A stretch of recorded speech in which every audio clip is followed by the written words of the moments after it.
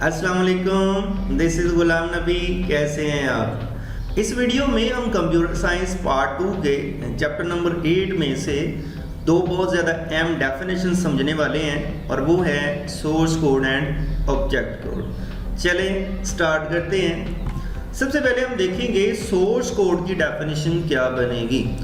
Right side पे मैंने एक कोड लिखा हुआ है और अगर मैं आपसे पूछूं कि ये कोड किस लैंग्वेज में लिखा हुआ है तो आप देखते ही बता देंगे कि सर ये हाई लेवल लैंग्वेज में लिखा हुआ है।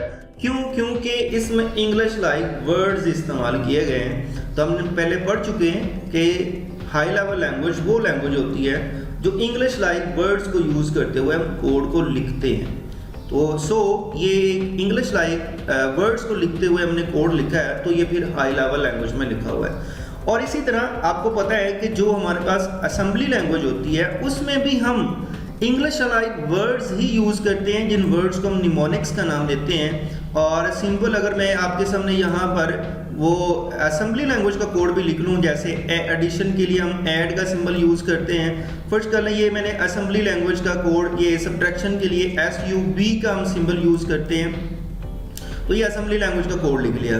तो याद रखिएगा वो कोड या वो प्रोग्राम जो हाई लेवल लैंग्वेज में लिखा होगा या फिर असेंबली लैंग्वेज में लिखा होगा, उस कोड को हम सोर्स कोड का नाम देते हैं। तो अब इसकी डेफिनेशन को समझते हैं कि इसके पॉइंट क्या बनते हैं। वेरी सिंपल, आपके सामने है a program written in high level language, ऐसा प्रोग्राम जिसको आपने लिखा है किस में, हाई लेवल लैंग्वेज में और असेंबली लैंग्वेज या फिर असेंबली लैंग्वेज में लिखा है, उस प्रोग्राम को हम क्या कहते हैं भाई, सोर्स कोड का नाम देते हैं। और सोर्स कोड का एक और भी नाम है, इसे सोर्स प्रोग्राम का नाम भी देते हैं। ये तो दो पॉइंट हो गए हमारे पास सोर्स कोड के।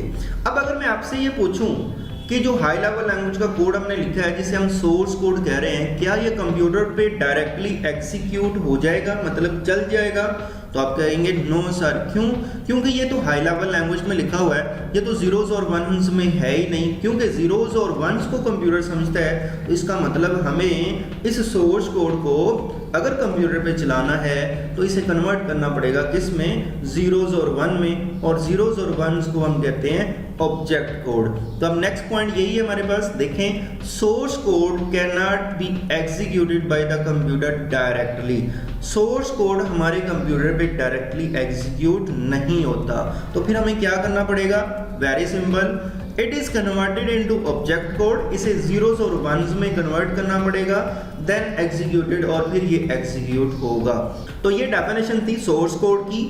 4 पॉइंट्स हमने डिस्कस किए। नंबर 1, सोर्स कोड असल में हाई लेवल लैंग्वेज या फिर असेंबली लैंग्वेज में लिखे हुए कोड को हम सोर्स कोड कहते हैं। और सोर्स कोड का दूसरा नाम सोर्स प्रोग्राम है। सोर्स कोड कंप्यूटर पे डायरेक्टली एग्जीक्यूट नहीं होता और सोर्स कोड को कंप्यूटर पे चलाने के लिए इसे कन्वर्ट करना पड़ता है जीरोस और वंस में, मतलब ऑब्जेक्ट कोड में, देन ये एग्जीक्यूट होता है। अब हम नेक्स्ट देखते हैं ऑब्जेक्ट कोड किसे कहेंगे। अब ऑब्जेक्ट कोड के लिए भी राइट साइड पे मैंने जीरोस और वंस में कोड लिखा हुआ है। इस कोड को देखते ही आप समझ जाएंगे कि सर जीरोस और वंस में लिखे हुए कोड को फिर हम ऑब्जेक्ट कोड कहते हैं। एग्जैक्टली जीरोस और वंस में लिखे हुए कोड को हम ऑब्जेक्ट कोड कहते हैं। और जीरोस और वंस वाली लैंग्वेज कौन सी है? मशीन लैंग्वेज, जो हम पहले पढ़ चुके। तो इसका मतलब ये हुआ कि ऐसा कोड जो मशीन लैंग्वेज में लिखा हुआ है या फिर जीरोस और वंस में लिखा हुआ है, तो फिर उसे हम क्या नाम देंगे? उसे हम ऑब्जेक्ट कोड का नाम देते हैं। तो देखते हैं भाई इसके पॉइंट्स क्या है। A program in machine language is called object code. ऐसा प्रोग्राम जो मशीन लैंग्वेज में है, जीरोस और वंस में है, उसे हम ऑब्जेक्ट कोड का नाम देते हैं। अब ऑब्जेक्ट कोड का क्या दूसरा कोई नाम है?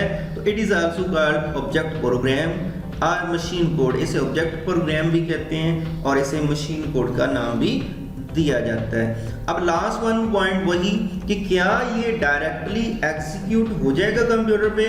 तो जी हाँ, ये कंप्यूटर पे डायरेक्टली एग्जीक्यूट हो जाएगा। क्यों? क्योंकि हमारा कोड जीरोस और वन में लिखा हुआ है और हमारा कंप्यूटर भी जीरोस और वन को ही डायरेक्टली अंडरस्टैंड करता है। So computer understand object code, directly computer पे ये एग्जीक्यूट हो जाएगा। तो ये दो डेफिनेशंस थी जो हमने अंडरस्टैंड की, जिनको हमने समझा, सोर्स कोड क्या होता है और ऑब्जेक्ट कोड क्या होता है। होपफुली आपको इन दोनों की डेफिनेशंस की समझ आ गई होगी। थैंक यू, अल्लाह हाफिज़।